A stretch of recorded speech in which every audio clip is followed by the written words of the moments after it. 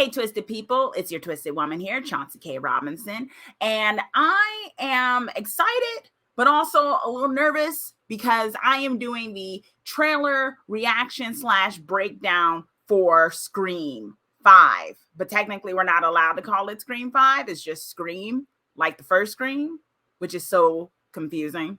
Right.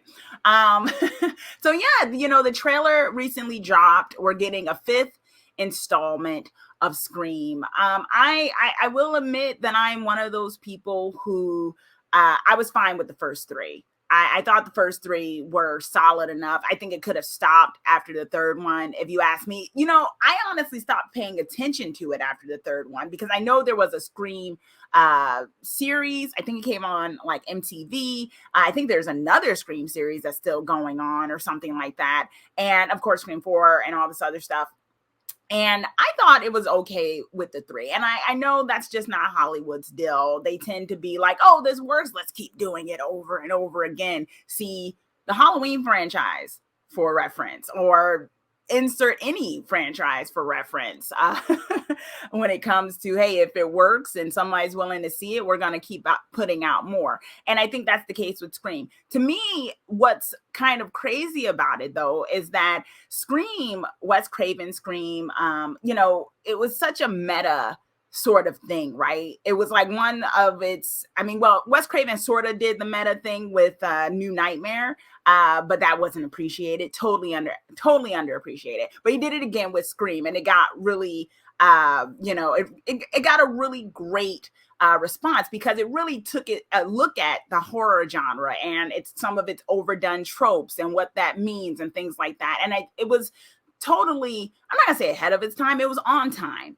for where we were when it came to the horror genre, right? Kind of taking a little bit more of a look at itself. And so the first 3 were really good. The second one was, the first one was good. The 3rd one brought it back around, in my opinion. And the only thing I worry about when you have things like this, where you are doing more of them, is that, you got your staples. You got Sidney Prescott. You have Dewey. You have Gail, and those are the 3 of the main characters that are returning for this one. And you just know a lot of the time, I get really nervous that they're just gonna, they're gonna mess it up.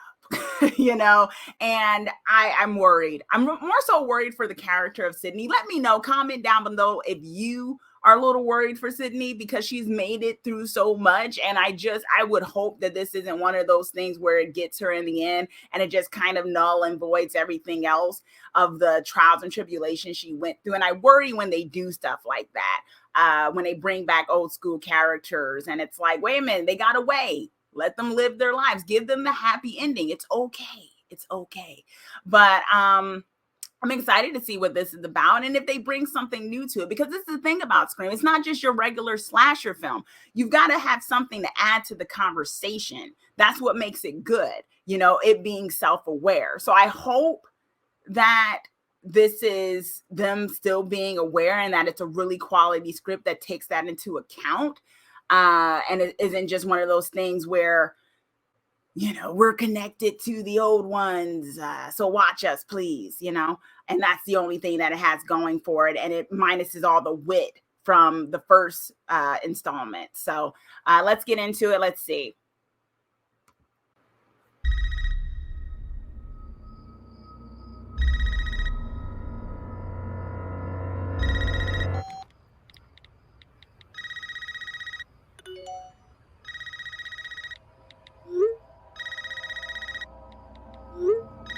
Amber. This isn't Amber.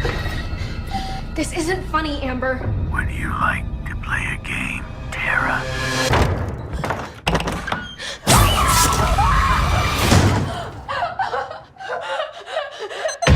Doors unlocked.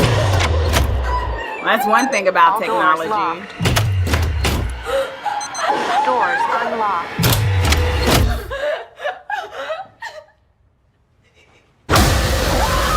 Can I just say that is exactly one of the reasons why I don't have a thing like that.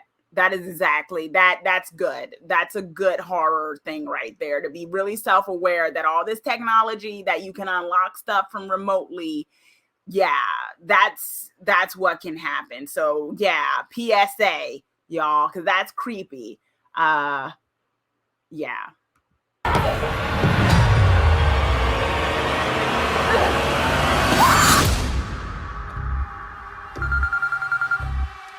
Hello? Sydney! It's happening. Yeah, Nav camera. 3 attacks so far. Dewey. Do you have a gun?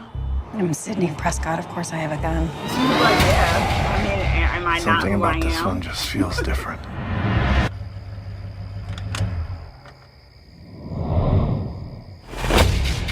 Samantha? I know who you are.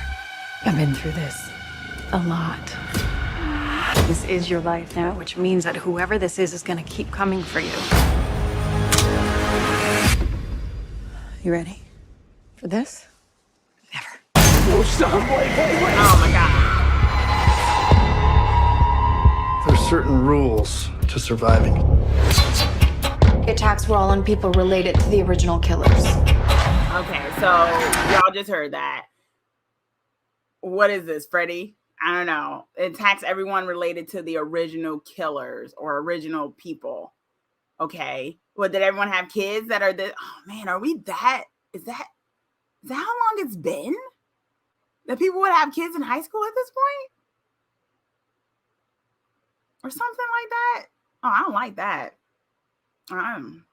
Making me feel a little old there. All right. Whatever his link is to our past, it's pulled us all back here. And I won't sleep until he's in the ground.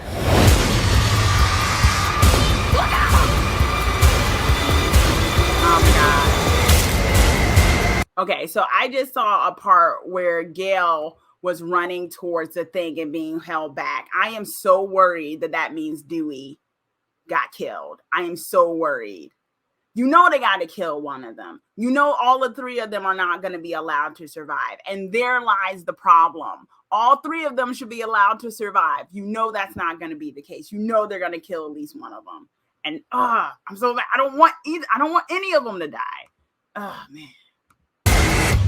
Hello, Sydney. I think that's the old house. It's an honor. That looks like the old house from the first one. Okay.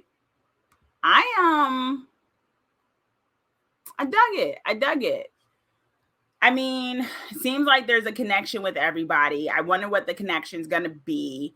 The first one, of course, was wonderful. Just you didn't even think that was who was gonna be. It was such a great change, right? And then the second one was a little bit more obvious. The third one, not so much. The third one wasn't as obvious, and I like that about the third one.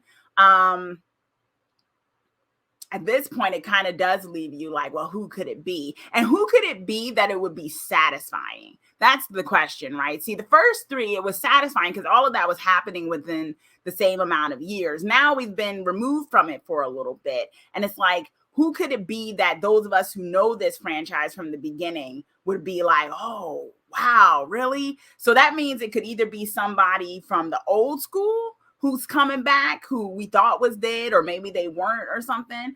Or it could be someone who's new that maybe we get introduced to in this film, but I don't know if it'll hold the same weight. Either way, I'm excited. Are you excited? Okay, I'm lying. I'm not super excited. I'm more like, okay, I'm going to check it out. Because the first one is really one of my faves in terms of slasher movies. Ones that it was self-aware, but it was still scary. And I don't tend to find slasher movies as scary as supernatural, like religious-based horror as scary. So for the slasher to be as scary as it was really was because it was so smart. It was because it was so aware. And so I'm hoping this kind of keeps with that. I didn't see it as much. They only kind of referenced there are rules one time. So I don't know if it's going to be as self-aware as the first installment was, or the second one, or the third one. All 3 of them were really self-aware. The fourth one was too, right? They had like the stab thing or something. But I guess we'll see. But let me know, comment down below. Let me know if you're excited, or if you're kind of like, did we need a 5th one? I don't know. Why are we calling it regular Scream and not Scream 5? I don't know. But we'll see. Let me know.